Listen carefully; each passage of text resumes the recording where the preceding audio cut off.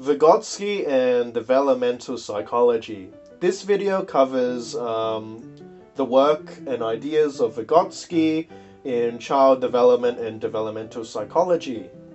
Vygotsky proposed that it is important to consider the context the individual was in, and that children did not necessarily go about learning things by themselves. He believed that it was important to emphasize the role of peers, parents, and siblings.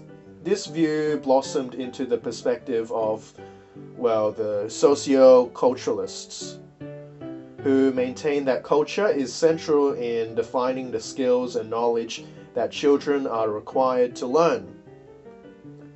Culture is defined by values, shared beliefs, knowledge, history, certain objects, identity, customs, symbols, language, and how one is to behave in a specific social context.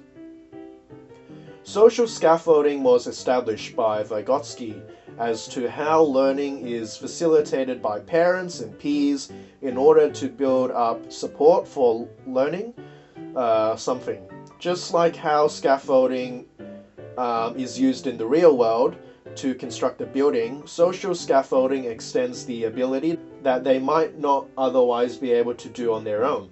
And once scaffolding has served its purpose, it can be taken away. This is a form of guided participation in which others help to construct knowledge through social interaction.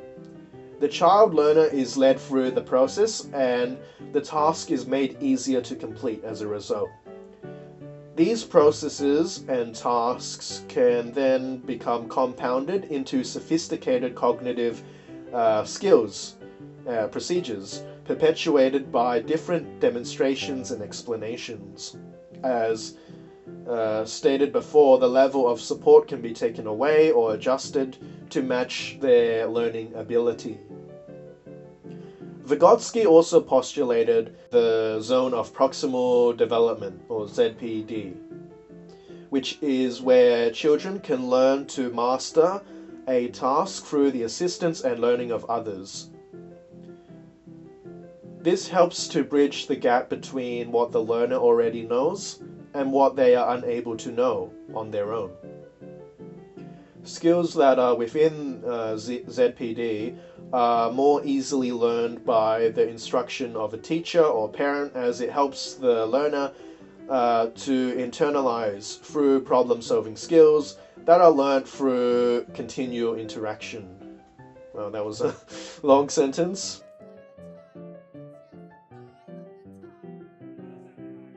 Are you sure about that? This process of ZPD occurs the same throughout all ages.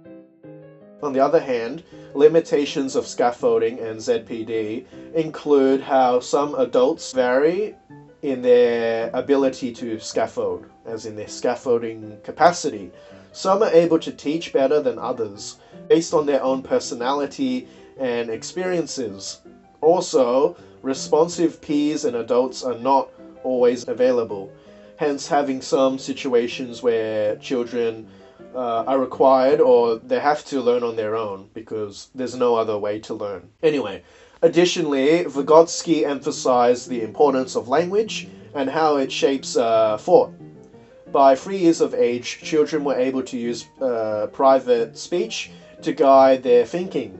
Piaget thought that this was a manifestation of their egocentric nature, but Vygotsky thought that it was a sign that children were becoming more socially competent, helping them to transition their ability from private to social speech, which comes about by age 7. Much later, children also transfer private speech to internal speech, or an inner monologue, where children learn to silently think, and this helps to link behavior and cognitive thought processes. Following from the idea of ZPD, Vygotsky believed that dynamic assessment of potential development level was important to consider, since That is where children could reach their peak intellectual capacity when guided by others. He emphasized more about their potential to grow in the light of social interaction in learning to solve problems, using tools, understanding from hints, and look at changes in the child's skill over time. Educational applications of Vygotsky's theory include offering minimal necessary assistance in helping individuals to learn, but not overdoing it as to have the child over-rely upon the educator. Also, monitoring of private speech is encouraged, considering the meaningful or real-world context of a task is, well, required, and the use of more skillful peers are needed. Strengths to Vygotsky's theories include the integration of development and learning that emphasizes dynamic assessment of the social-cultural context.